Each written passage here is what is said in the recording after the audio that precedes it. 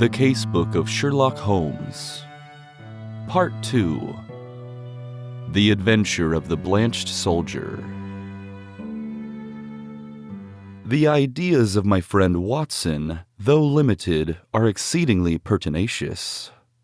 For a long time he has worried me to write an experience of my own. Perhaps I have rather invited this persecution, since I have often had occasion to point out to him how superficial are his own accounts, and to accuse him of pandering to popular taste instead of confining himself rigidly to facts and figures. "Try it yourself, Holmes," he has retorted, and I am compelled to admit that, having taken my pen in my hand, I do begin to realize that the matter must be presented in such a way as may interest the reader.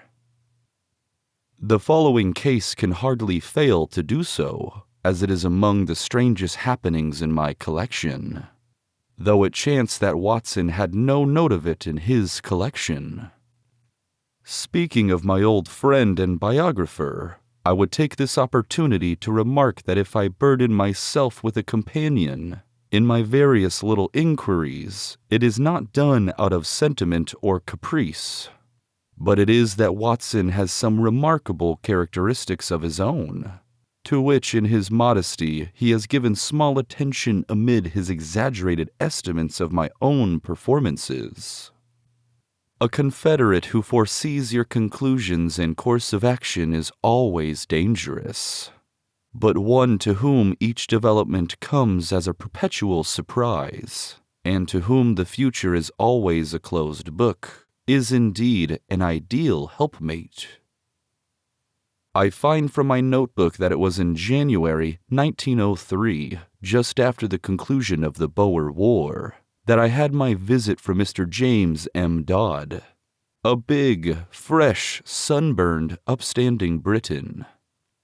The good Watson had at that time deserted me for a wife, the only selfish action which I can recall in our association. I was alone. It is my habit to sit with my back to the window and to place my visitors in the opposite chair where the light falls upon them. Mr. James M. Dodd seemed somewhat at a loss how to begin the interview. I did not attempt to help him, for his silence gave me more time for observation. I have found it wise to impress clients with a sense of power, and so I gave him some of my conclusions. "From South Africa, sir, I perceive." "Yes, sir," he answered with some surprise. "Imperial Yeomanry, I fancy." "Exactly." "Middlesex Corps, no doubt." "That is so, Mr. Holmes. You are a wizard." I smiled at his bewildered expression. When a gentleman of virile appearance enters my room with such tan upon his face as an English sun could never give, and with his handkerchief in his sleeve instead of in his pocket, it is not difficult to place him. You wear a short beard, which shows that you are not irregular. You have the cut of a writing man. As to Middlesex, your card has already shown me that you are a stockbroker from Throgmorton Street. What other regiment would you join? You see everything. I see no more than you, but I have trained myself to notice what I see. However, Mr. Dodd, it was not to discuss the science of observation that you called upon me this morning. What has been happening at Tuxbury Old Park? Mr. Holmes. My dear sir, there is no mystery. Your letter came with that heading, and as you fixed this appointment in very pressing terms, it was clear that something sudden and important had occurred. Yes, indeed, but the letter was written in the afternoon, and a good deal has happened since then. If Colonel Emsworth had not kicked me out. Kicked you out? Well, that was what it amounted to. He is a hard nail, is Colonel Emsworth. the greatest martinet in the army in his day, and it was a day of rough language, too. I could have stuck the colonel if it had not been for Godfrey's sake. I lit my pipe and leaned back in my chair. Perhaps you will explain what you are talking about. My client grinned mischievously. I had got into the way of supposing that you knew everything without being told, said he. But I will give you the facts, and I hope to God that you will be able to tell me what they mean. I've been awake all night puzzling my brain, and the more I think, the more incredible does it become. When I joined up in January 1901, just 2 years ago, young Godfrey Emsworth had joined the same squadron. He was Colonel Emsworth's only son, Emsworth the Crimean V.C., and he had the fighting blood in him, so it is no wonder he volunteered. There was not a finer lad in the regiment. We formed a friendship, the sort of friendship which can only be made when one lives the same life and shares the same joys and sorrows. He was my mate, and that means a good deal in the army. We took the rough and the smooth together for a year of hard fighting. Then he was hit with a bullet from an elephant gun in the action near Diamond Hall outside Pretoria.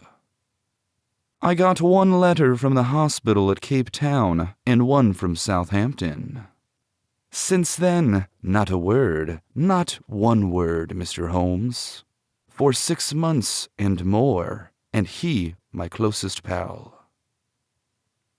Well, when the war was over and we all got back, I wrote to his father and asked where Godfrey was. No answer. I waited a bit and then I wrote again. This time I had a reply, short and gruff. Godfrey had gone on a voyage round the world, and it was not likely that he would be back for a year. That was all. I wasn't satisfied, Mr. Holmes. The whole thing seemed to me so damned unnatural. He was a good lad, and he would not drop a pal like that. It was not like him.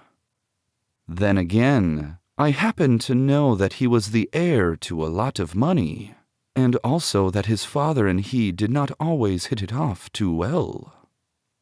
The old man was sometimes a bully. A young Godfrey had too much spirit to stand it. No, I wasn't satisfied, and I determined that I would get to the root of the matter.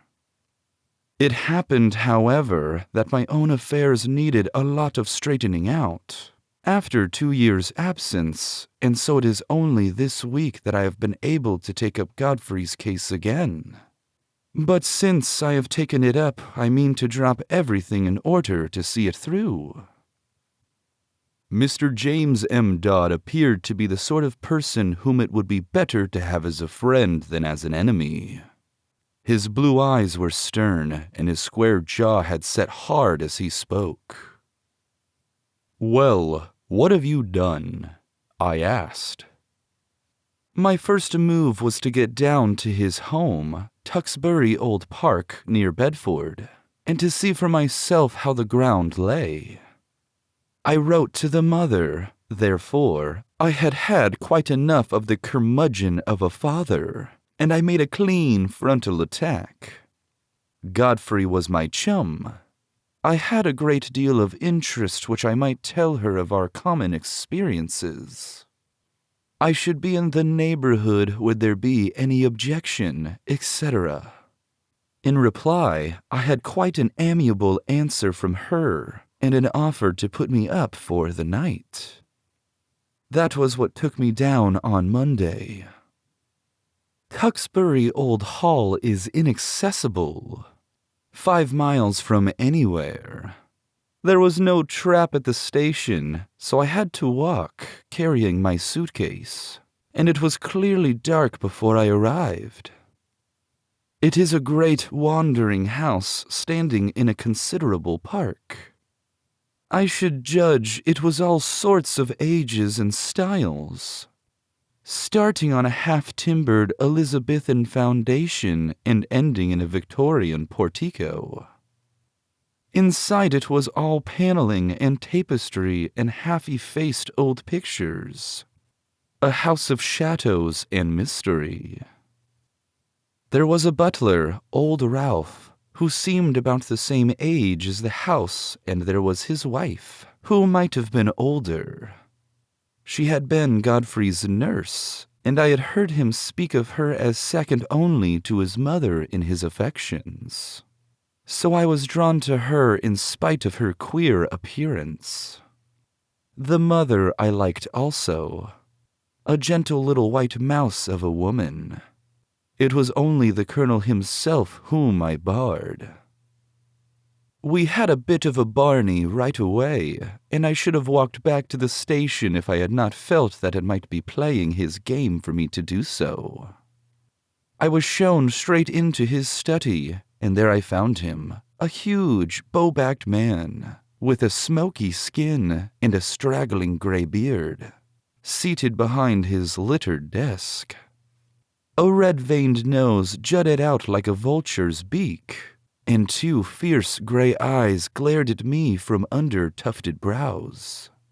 I could understand now why Godfrey seldom spoke of his father. "Well, sir," said he in a rasping voice, "I should be interested to know the real reasons for this visit." I answered that I had explained them in my letter to his wife. Yes, you said that you had known Godfrey in Africa. We have, of course, only your word for that." "I have his letters to me in my pocket." "Kindly let me see them." He glanced at the two which I had handed him, and then he tossed them back. "Well, what then?" he asked. "I was fond of your son Godfrey, sir. Many ties and memories united us. It is not unnatural that I should wonder at his sudden silence, and should wish to know what has become of him." "I have some recollection, sir, that I had already corresponded with you and had told you what had become of him. He has gone upon a voyage round the world. His health was in a poor way after his African experiences, and both his mother and I were of opinion that complete rest and change were needed. Kindly pass that explanation on to any other friends who may be interested in the matter." "Certainly," I answered. "But perhaps you would have the goodness to let me have the name of the steamer and of the line by which he sailed, together with the date. I have no doubt that I should be able to get a letter through to him." My request seemed to both puzzle and to irritate my host. His great eyebrows came down over his eyes, and he tapped his fingers impatiently on the table. He looked up at last with the expression of one who has seen his adversary make a dangerous move at chess and has decided how to meet it. "Many people, Mr. Dodd," said he, "would take offense at your infernal pertinacity, and would think that this insistence has reached the point of damned impertinence." "You must put it down, sir, to my real love for your son." "Exactly. I have already made every allowance upon that score. I must ask you, however, to drop these inquiries. Every family has its own inner knowledge and its own motives, which cannot always be made clear to the outsiders, however well-intentioned. My wife is anxious to hear something of Godfrey's past, which you are in a position to tell her, but I would ask you to leave the present and future alone. Such inquiries serve no useful purpose, sir, and place us in a delicate and difficult position."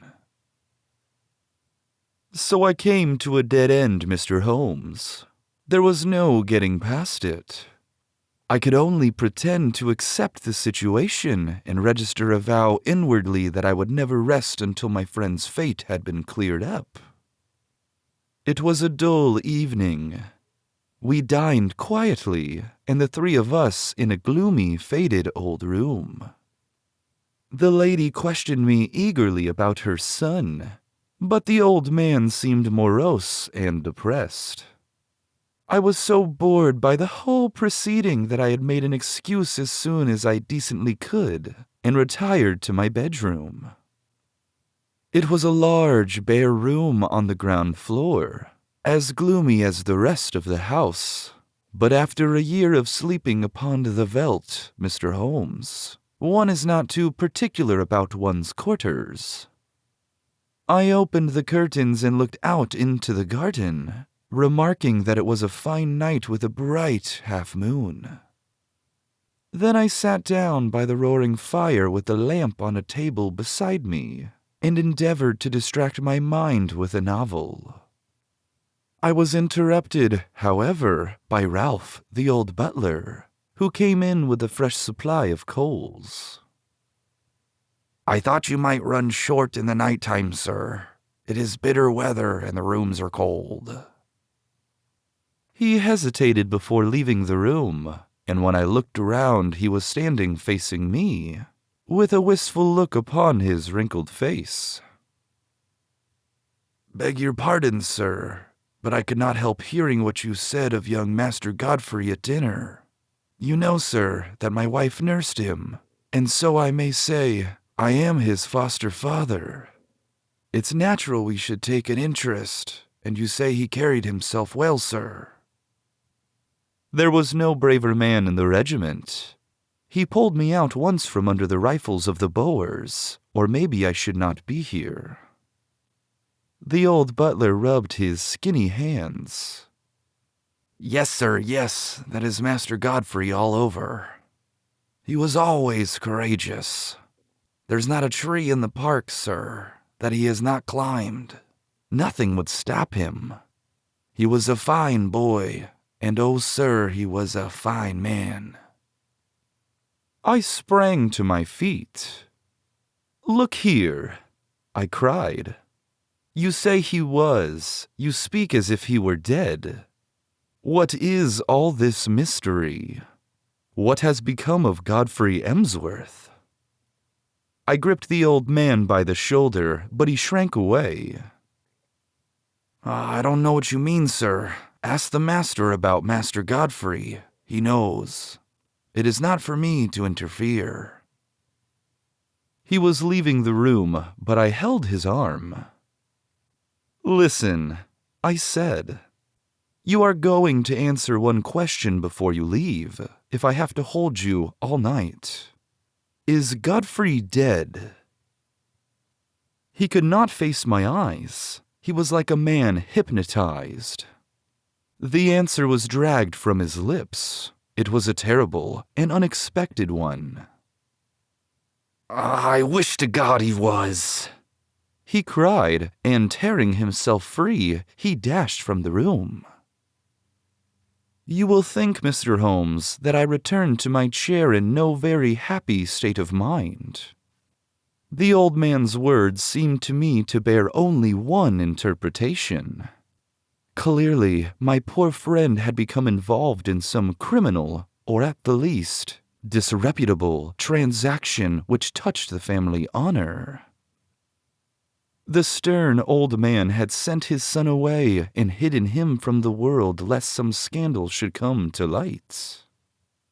Godfrey was a reckless fellow. He was easily influenced by those around him. No doubt he had fallen into bad hands and had been misled to his ruin. It was a piteous business, if it were indeed so, but even now it was my duty to hunt him out and see if I could aid him. I was anxiously pondering the matter when I looked up, and there was Godfrey Emsworth standing before me. My client had paused as one in deep emotion. "Pray continue," I said.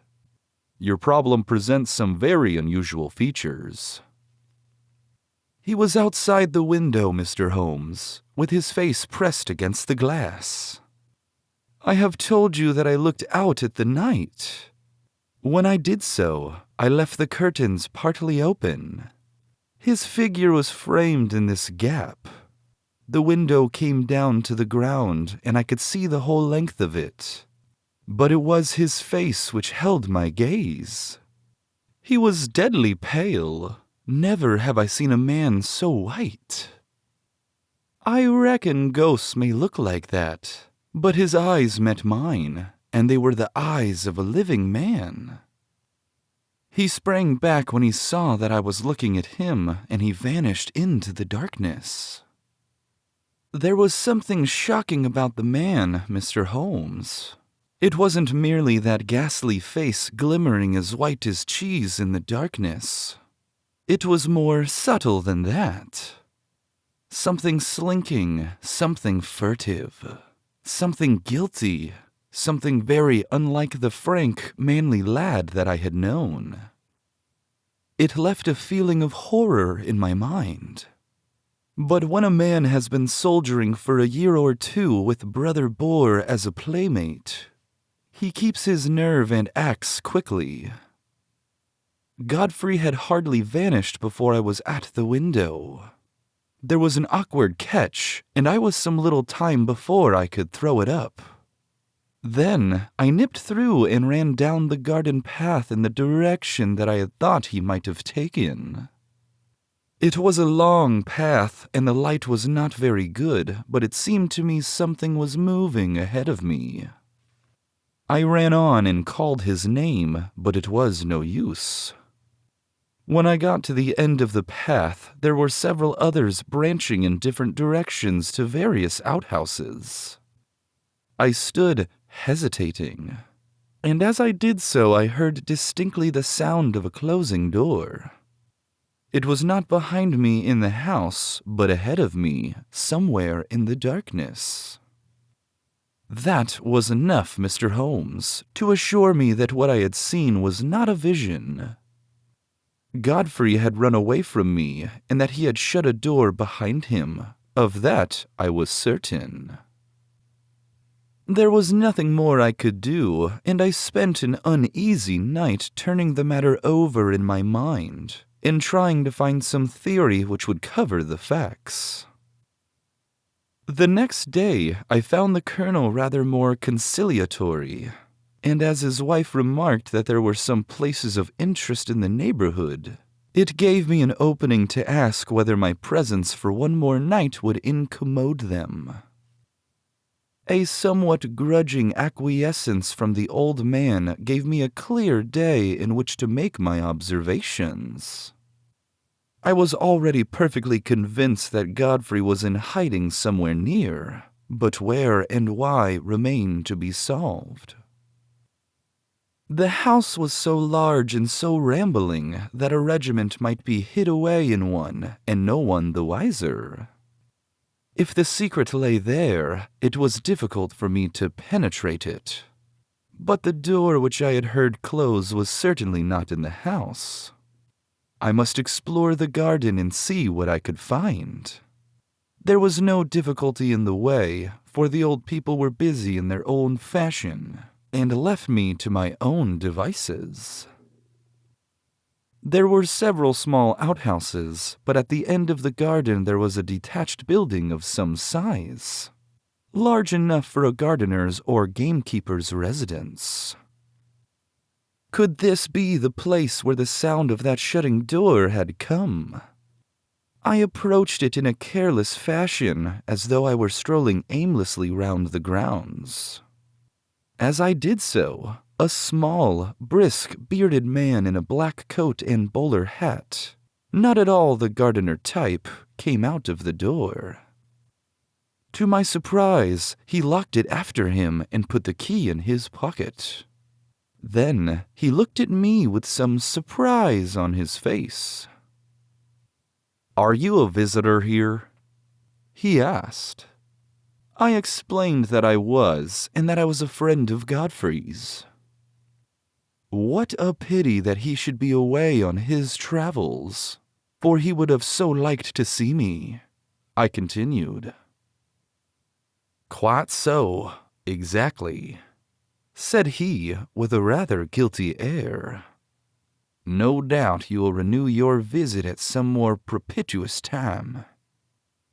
He passed on, but when I turned, I observed that he was standing, watching me, half concealed by the laurels at the far end of the garden.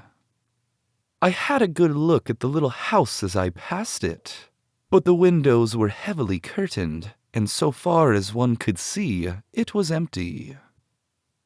I might spoil my own game, and even be ordered off the premises if I were too audacious, for I was still conscious that I was being watched.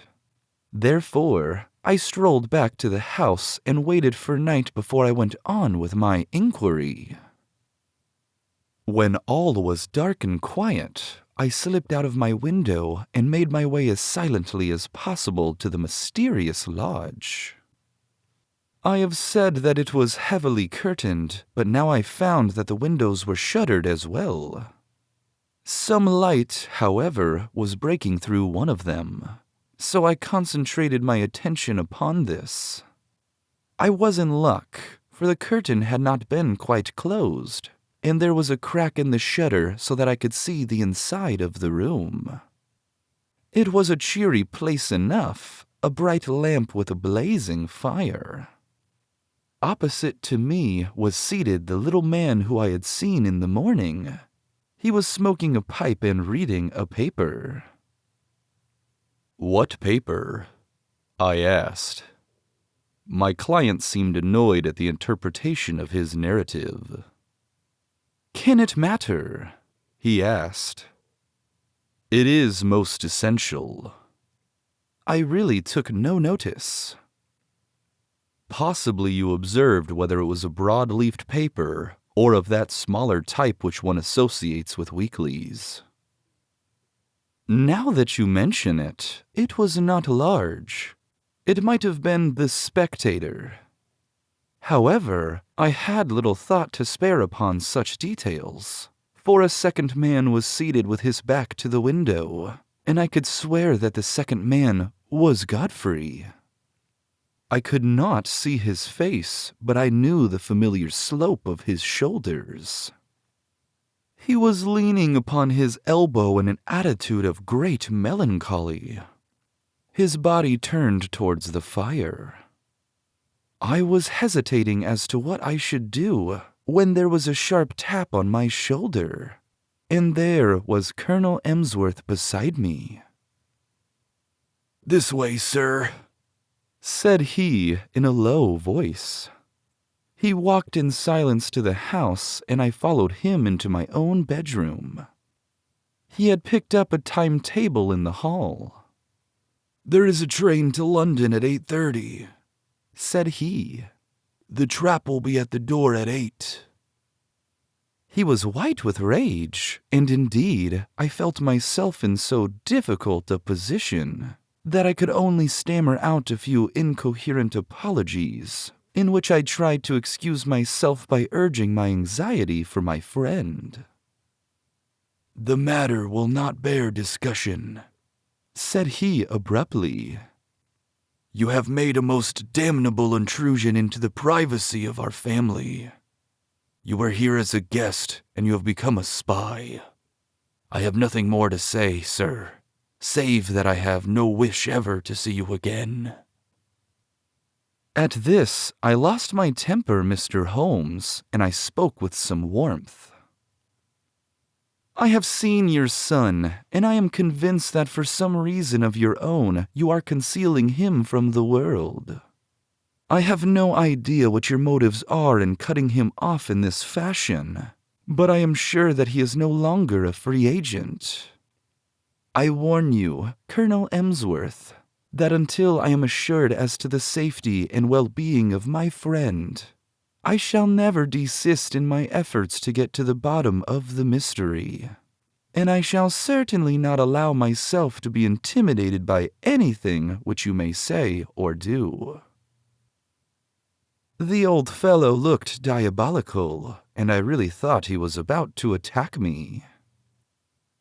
I have said that he was a gaunt, fierce old giant, and though I am no weakling, I might have been hard put to it to hold my own against him. However, after a long glare of rage, he turned upon his heel and walked out of the room. For my part, I took the appointed train in the morning, with the full intention of coming straight to you and asking for your advice and assistance at the appointment for which I had already written.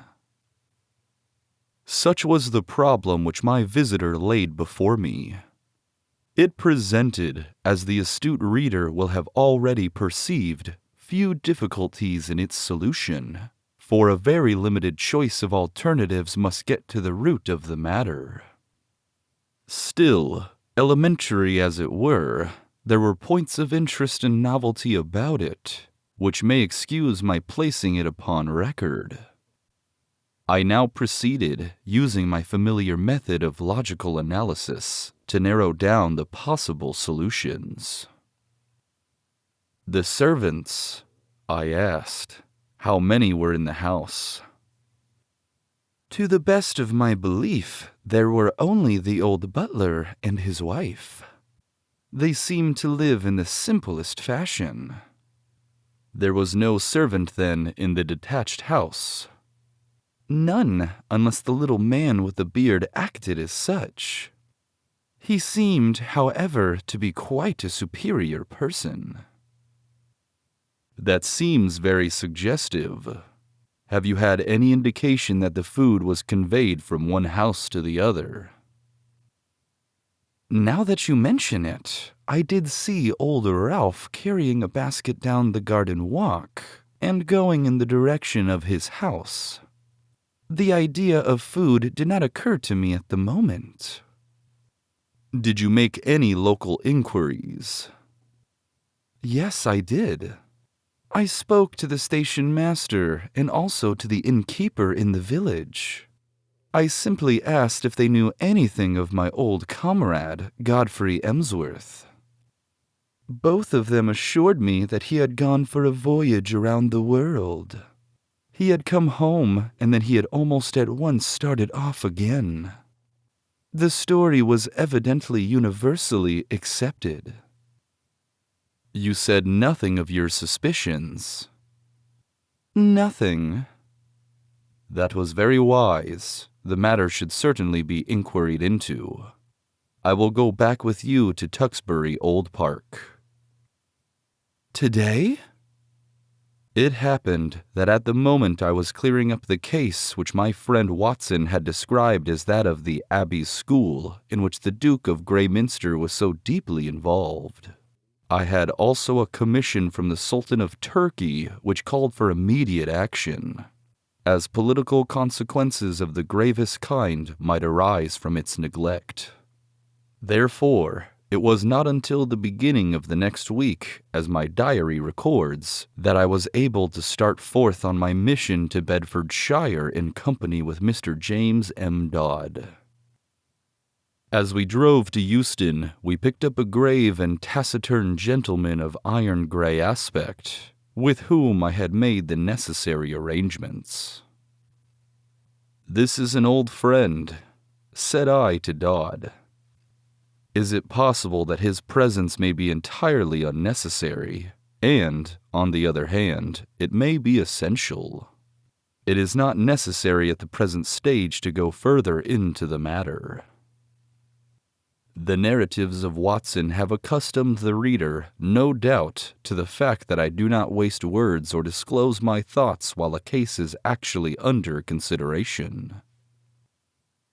Dodd seemed surprised, but nothing more was said, and the three of us continued our journey together. In the train, I asked Dodd one more question which I wished our companion to hear. "You say that you saw your friend's face quite clearly at the window, so clearly that you are sure of his identity." "I have no doubt about it whatever. His nose was pressed against the glass, The lamplight shone full upon him. It could have been someone resembling him. No, it was he. But you say he was changed. Only in color. His face was, how shall I describe it? It was a fish-belly whiteness. It was bleached. Was it equally pale all over?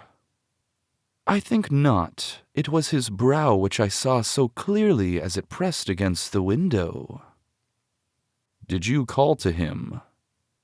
I was too startled and horrified for the moment. Then I pursued him as I have told you, but without result. My case was practically complete, and there was only one small incident needed to round it off. When, after a considerable drive, we arrived at the strange old rambling house which my client had described. It was Ralph, the elderly butler, who opened the door. I had requisitioned the carriage for the day and had asked my elderly friend to remain within it unless we should summon him. Ralph, a little wrinkled old fellow, was in the conventional costume of a black coat and pepper and salt trousers, with only one curious variant. He wore brown leather gloves, which at sight of us he instantly shuffled off, laying them down on the hall table as we passed in. I have, as my friend Watson may have remarked, an abnormally acute set of senses, and a faint but incisive scent was apparent. It seemed to center on the hall table. I turned, placed my hat there, knocked it off, stooped to pick it up, and contrived to bring my nose within a foot of the gloves. Yes, it was undoubtedly from them that the curious tarry odor was oozing. I passed on into the study with my case complete. Alas, that I should have to show my hand so well when I tell my own story. It was by concealing such links in the chain that Watson was enabled to produce his meretricious finales. Colonel Emsworth was not in his room, but he came quickly enough on receipt of Ralph's message. We heard his quick, heavy step in the passage. The door was flung open, and he rushed in with bristling beard and twisted features, as terrible an old man as I have ever seen.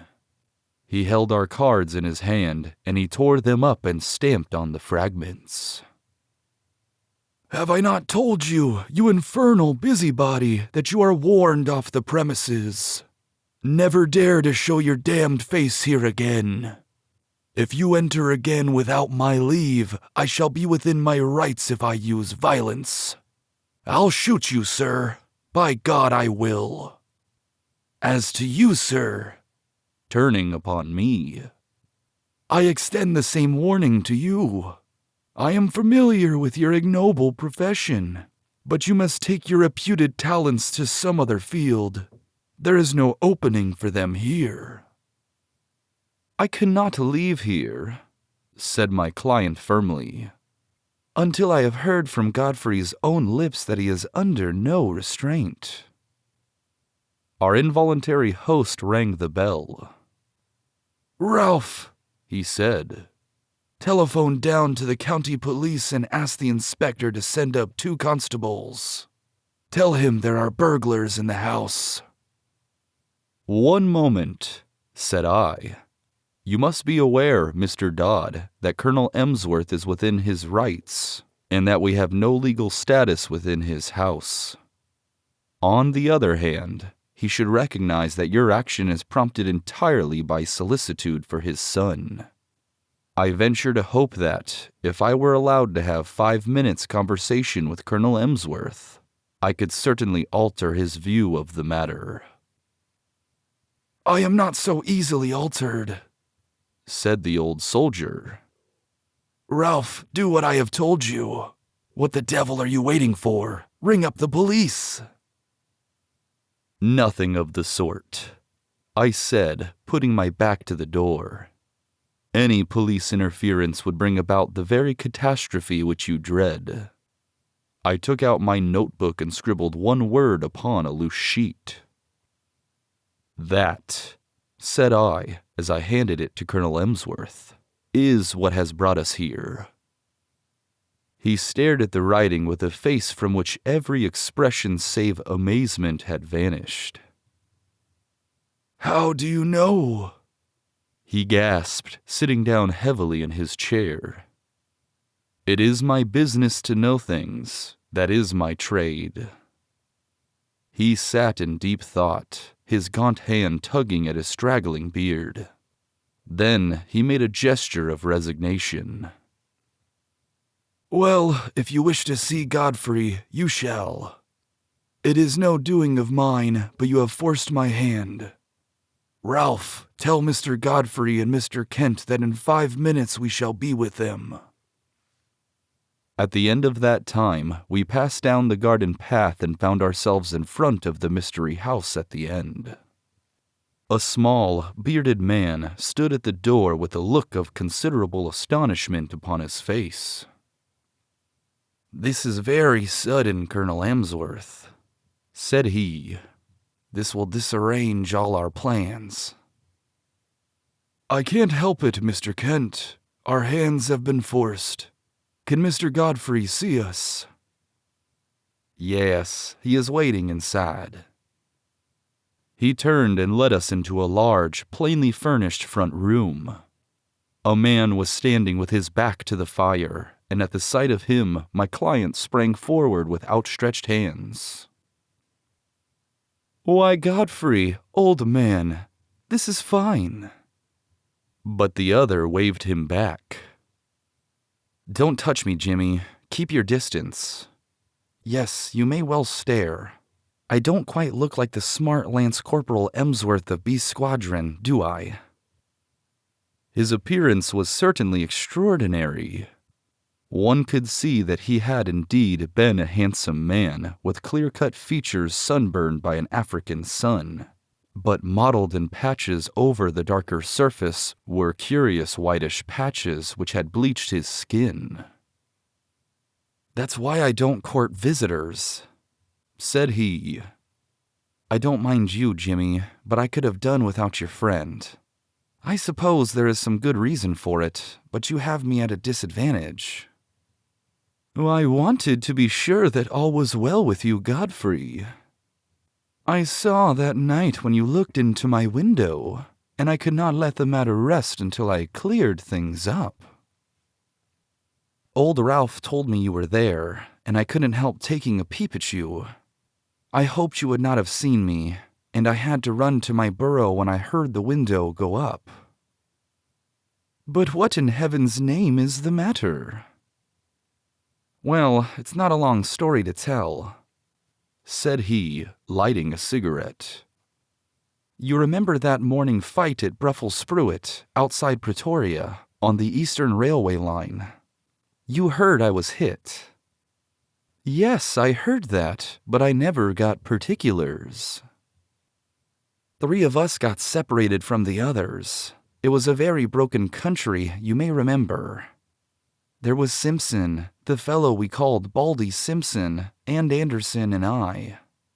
We were clearing Brother Bower, but he lay low and got the 3 of us. The other 2 were killed. I got an elephant bullet through my shoulder. I stuck on to my horse, however, and he galloped several miles before I fainted and rolled off the saddle.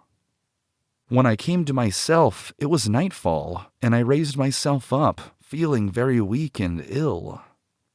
To my surprise, there was a house close beside me, a fairly large house with a broad stoep and many windows. It was deadly cold. You remember the kind of numb cold which used to come at evening, a deadly, sickening sort of cold, very different from a crisp, healthy frost. Well, I was chilled to the bone, and my only hope seemed to lie in reaching that house. I staggered to my feet and dragged myself along, hardly conscious of what I did. I have a dim memory of slowly ascending the steps, entering a wide-open door, passing into a large room which contained several beds, and throwing myself down with a gasp of satisfaction upon one of them. It was unmade, but that troubled me not at all. I drew the clothes over my shivering body, and in a moment I was in a deep sleep. It was morning when I awakened, and it seemed to me that instead of coming out into a world of sanity, I had emerged into some extraordinary nightmare. The African sun flooded through the big, curtainless windows, and every detail of the great, bare, whitewashed dormitory stood out hard and clear. In front of me was standing a small, dwarf-like man with a huge, bulbous head, who was jabbering excitedly in Dutch, waving two horrible hands which looked to me like brown sponges. Behind him stood a group of people who seemed to be intensely amused by the situation. But a chill came over me as I looked at them. Not one of them was a normal human being. Every one of them was twisted or swollen or disfigured in some strange way. The laughter of these strange monstrosities was a dreadful thing to hear. It seemed that none of them could speak English, but the situation wanted clearing up, for the creature with the big head was growing furiously angry and uttering wild beast cries. He had laid his deformed hands upon me and was dragging me out of bed, regardless of the fresh flow of blood from my wound. The little monster was as strong as a bull, and I don't know what he might have done to me had not an elderly man, who was clearly in authority, been attracted to the room by the hubbub. He said a few stern words in Dutch, and my persecutor shrank away. Then he turned upon me, gazing me in the utmost amazement. "How in the world did you come here?" he asked in amazement. "Wait a bit. I see that you are tired out, and that wounded shoulder of yours wants looking after. I am a doctor, and I'll soon have you tied up. But man, alive! You are in far greater danger here than you ever were in the battlefield. You are in the leper hospital, and you have slept in a leper's bed." Need I tell you more, Jimmy? It seems that in a few of the approaching battle, all of those poor creatures had been evacuated the day before. Then, as the British advanced, they had been brought back by this, their medical superintendent, who assured me that, though he believed he was immune to the disease, he would nonetheless never have dared to do what I have done. He put me in a private room, treated me kindly, and within a week or so I was removed to the General Hospital at Pretoria. So there, you have my tragedy. I hoped against hope, but it was not until I had reached home that the terrible signs which you see upon my face told me that I had not escaped. What was I to do? I was in this lonely house. We had 2 servants whom we could utterly trust. There was a house where I could live. Under pledge of secrecy, Mr. Kent, who is a surgeon, was prepared to stay with me. It was simple enough on those lines. The alternative was a dreadful one. Segregation for life among strangers with never a hope of release. But absolute secrecy was necessary, or even in this quiet countryside there would have been an outcry, and I should have been dragged to my horrible doom. Even you, Jimmy, even you had to be kept in the dark. Why my father has relented, I cannot imagine." Colonel Emsworth pointed to me. "This is the gentleman who forced my hand." He unfolded the scrap of paper which I had written the word leprosy. "It seemed to me that if he knew so much as that, it was safer that he should know all." "And so it was," said I. "Who knows but good may come of it? I understand that only Mr. Kent has seen the patient. May I ask, sir, if you are an authority on such complaints, which are, I understand, tropical or semi-tropical in their nature?" I have the ordinary knowledge of the educated medical man," he observed with some stiffness. "I have no doubt, sir, that you are fully competent, but I am sure that you will agree that in such a case a second opinion is valuable. You have avoided this, I understand, for fear that the pressure should be put upon you to segregate the patient." "That is so," said Colonel Emsworth. "I foresaw this situation," I explained, "and I have brought with me a friend whose discretion may absolutely be trusted. I was able once to do him a professional service, and he is ready to advise as a friend rather than a specialist. His name is Sir James Saunders." The prospect of an interview with Lord Roberts would not have excited greater wonder and pleasure in a raw subaltern that was now reflected upon the face of Mr. Kent. "I shall indeed be proud," he murmured. "Then I will ask Sir James to step this way. He is at present in the carriage outside the door. Meanwhile, Colonel Emsworth, we may perhaps assemble in your study, where I could give the necessary explanations." And here it is that I miss my Watson. By cunning questions and ejaculations of wonder, he could elevate my simple art, which is but systematized common sense, into a prodigy. When I tell my own story, I have no such aid. And yet, I will give my process of thought even as I give it to my small audience, which included Godfrey's mother in the study of Colonel Emsworth. "That process," said I, "starts upon the supposition that when you have eliminated all, which is impossible, then whatever remains, however improbable, must be the truth. It may well be that several explanations remain, in which case one tries test after test until one or the other of them has a convincing amount of support. We will now apply this principle to the case in point. As it was first presented to me, there were three possible explanations of the seclusion or incarceration of this gentleman in an outhouse of his father's mansion. There was the explanation that he was in hiding for a crime, or that he was mad and that they wished to avoid an asylum, or that he had some disease which caused his segregation. I could think of no other adequate solutions. These, then, had to be sifted and balanced against each other. The criminal solution would not bear inspection.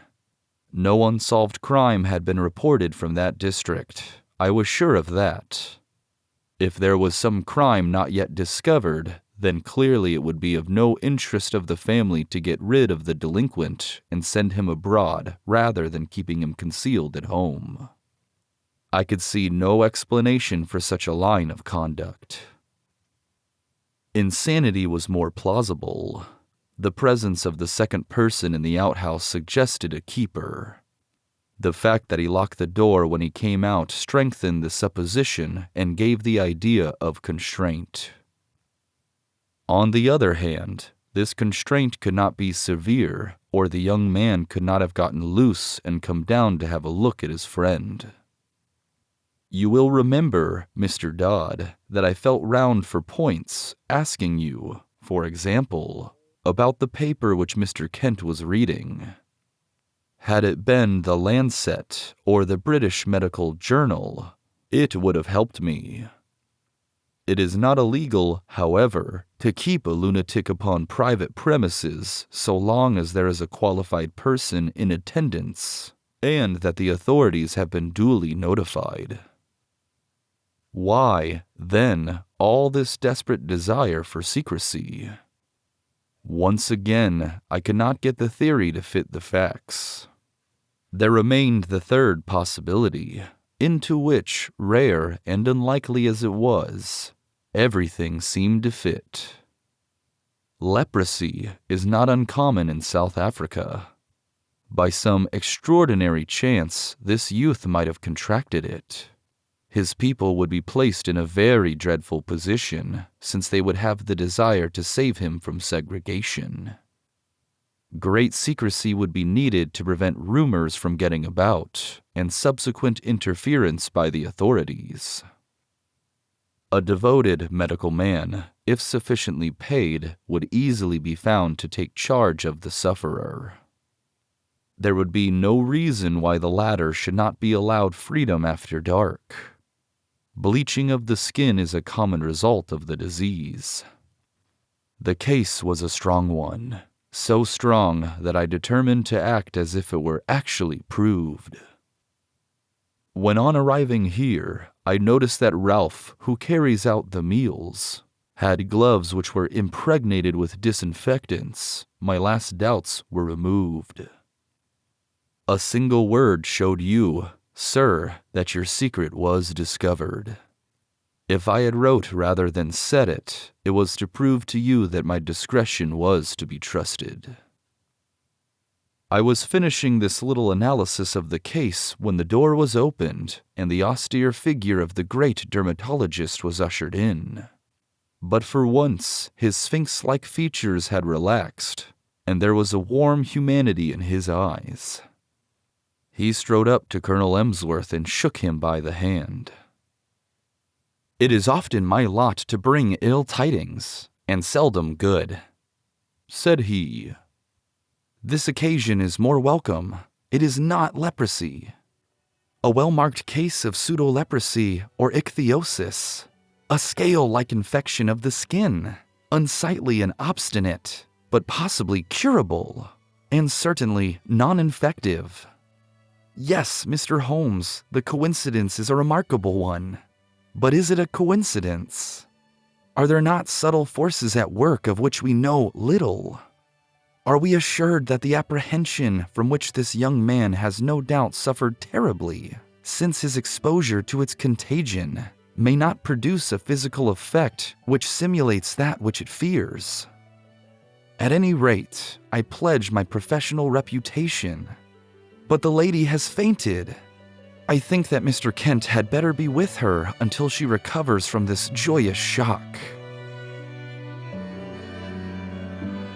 This has been The Adventure of the Blanched Soldier, written by Sir Arthur Conan Doyle, narrated by Vincent List.